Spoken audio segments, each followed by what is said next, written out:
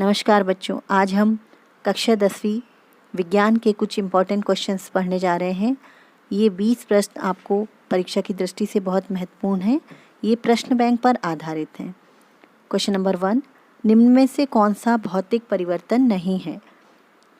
खौलते पानी से जलवाष्प बनना, एलपीजी का दहन, बर्फ़ का पिघलकर जल बनना, नमक का पानी में घुलना।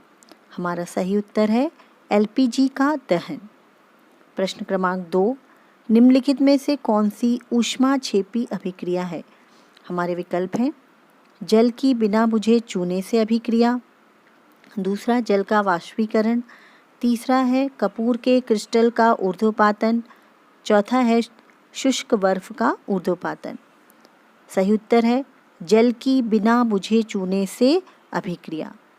प्रश्न 3, 6Fe2O3 plus twice Al gives Al2O3 plus twice Fe। ऊपर दी गई अभिक्रिया किस प्रकार की है? ऑप्शन है पहला संयोजन अभिक्रिया, दूसरा द्विविस्थापन अभिक्रिया, तीसरा वियोजन अभिक्रिया, चौथा विस्थापन अभिक्रिया। सही जवाब है फोर्थ विस्थापन अभिक्रिया। प्रश्न क्रमांक 4, H2 का योग तथा O2 का ह्रास क्या कहलाता है? ऑप्शन है अपचयन अभिक्रिया, दूसरा उपचयन अभिक्रिया, तीसरा रिडॉक्स अभिक्रिया, चौथा संक्षारण अभिक्रिया। सही जवाब है पहला अपचयन अभिक्रिया।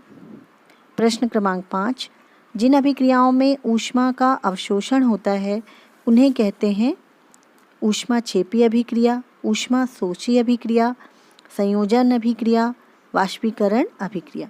सही जवाब है तीसरा ऊष्मा शोषी अभिक्रिया। प्रश्न क्रमांक 6, निम्न में से कौन सा एक रासायनिक परिवर्तन की विशेषता नहीं है? ऑप्शन है पहला रंग में परिवर्तन, दूसरा गैस का उत्सर्जन, तीसरा तापक्रम में परिवर्तन, चौथा आकार में परिवर्तन।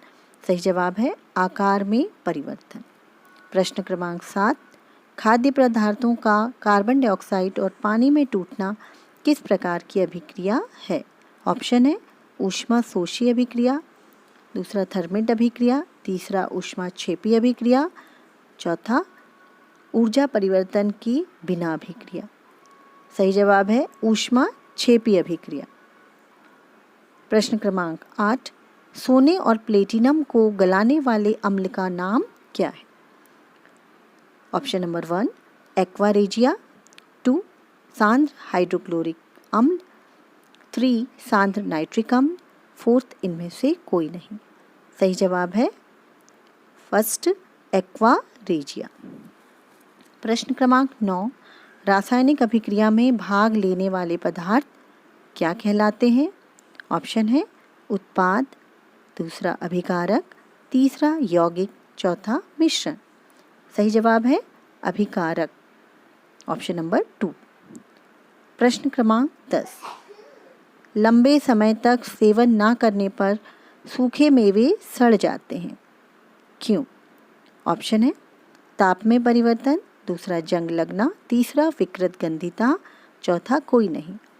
हमारा सही जवाब है विकृत गंधिता। आगे अब हमारा अध्याय 2 है जिसमें अम्ल, क्षार एवं लवण। इस अध्याय के 10 क्वेश्चन हम पढ़ने जा रहे हैं। इस अध्याय से 3 अंक के वस्तुनिष्ठ प्रश्न आने वाले हैं। तो आइए देखते हैं कि हमारे वो वस्तुनिष्ठ प्रश्न कौन से होंगे तथा इस अध्याय से एक 2 अंक का प्रश्न भी आएगा। पहले हम देखते हैं वस्तुनिष्ठ प्रश्न।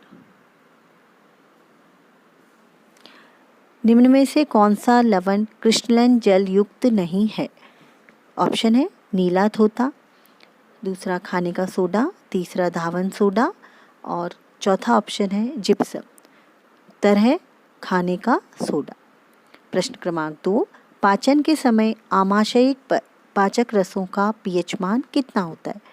ऑप्शन है 1 7 से कम, दूसरा 7 से अधिक, तीसरा 7 के बराबर, चौथा 0। सही उत्तर है 7 से कम, पहला वाला।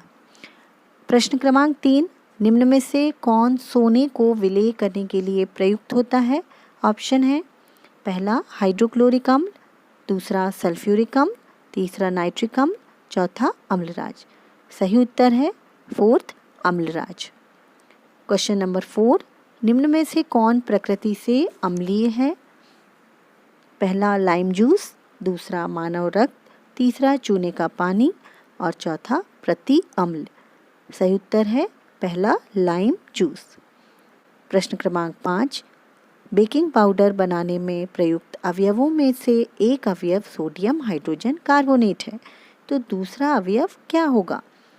ऑप्शन है हाइड्रोक्लोरिक अम्ल, दूसरा टार्ट्रिक अम्ल, तीसरा एसिटिक अम्ल, चौथा सल्फ्यूरिक अम्ल।